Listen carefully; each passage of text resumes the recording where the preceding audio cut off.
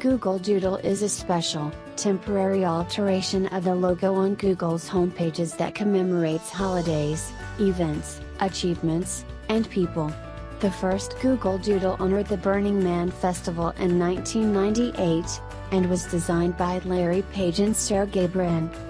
Initially, doodles were neither animated nor hyperlinked, they were simply images with hovertext describing the subject or expressing a holiday greeting.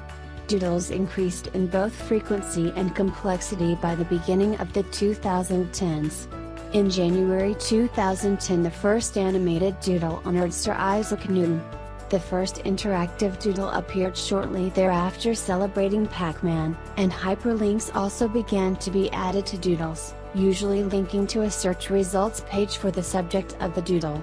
By 2014, Google had published over 2,000 regional and international doodles throughout its home pages, often featuring guest artists, musicians, and personalities.